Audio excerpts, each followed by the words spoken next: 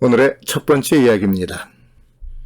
아인슈타인이 미국의 여러 대학들을 다니며 상대성 원리에 대한 강의를 하던 때의 이야기입니다. 늘 아인슈타인을 수행하던 그의 운전기사가 한 대학을 찾아가는 길에 이렇게 말을 했습니다. 박사님, 전 오늘 하실 강의를 30번이나 들었어요.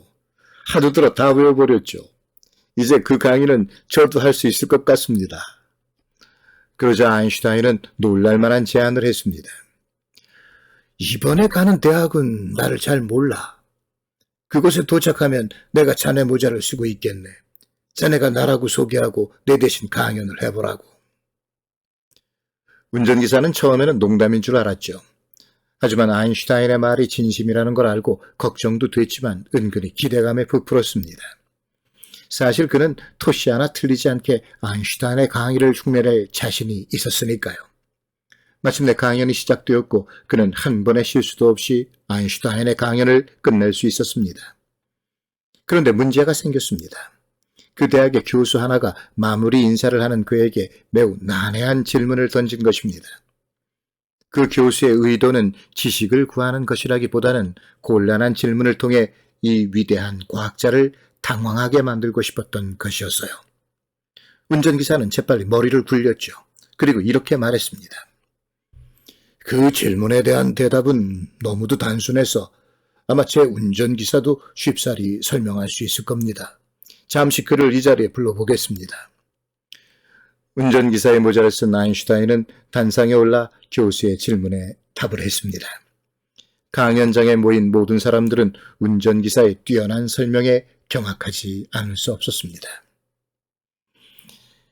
20세기 최고의 과학자인 아인슈타인에 관한 이 이야기는 사실로 믿기가 어렵습니다. 어떻게 그런 일이 있을 수 있겠습니까? 누군가 꾸며낸 이야기가 틀림없을 겁니다. 실제로 아인슈타인은 히틀러의 유대인 박해를 피해 미국으로 건너온 후 미국의 많은 대학들을 다니면서 강연을 가졌습니다.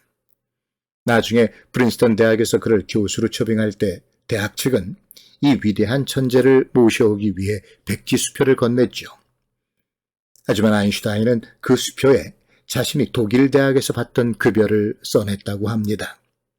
학문만을 위해 살아왔던 노학자의 면모를 느낄 수 있는 이러합니다.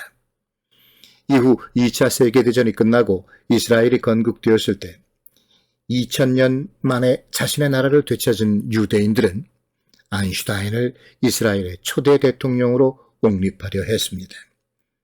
하지만 그는 끝내 학자로서의 길을 버리지 않았습니다. 두 번째 이야기입니다. 어느 일요일 오후 엄마는 오랜만에 한가롭게 잡지책을 읽고 있었습니다. 하지만 늘 그렇듯이 6살짜리 귀여운 딸이 수시로 엄마에게 와서 수다를 떨어댔습니다. 누가 이런 말을 했던 것 같더군요. 아이가 아무리 귀여워도 잘 때보다 귀여운 때는 없다. 엄마는 아이에게 무엇이든 시켜야겠다고 생각을 했습니다. 그래서 잡지책 중에서 세계 지도가 나와 있는 부분을 뜯어냈습니다. 그리고는 다시 여러 번을 찢어서 아이에게 주었죠. 내 방에 가서 이 지도를 원래대로 맞추어 와. 그러면 저녁에는 맛있는 쿠키를 구워줄 테니까. 아이는 찢어진 조각을 들고 신이 나서 방으로 들어갔습니다. 엄마는 그 지도를 맞추려면 좋게 몇 시간은 걸릴 거라고 생각했죠. 그런데 기대와는 달리 얼마 지나지 않아 아이가 방에서 나왔습니다. 놀랍게도 아이는 완벽하게 지도를 붙여온 것이었어요. 엄마는 딸아이가 자신도 몰랐던 천재가 아닐까 하는 그런 표정으로 물었습니다. 이걸 어떻게 금세 다 붙였지?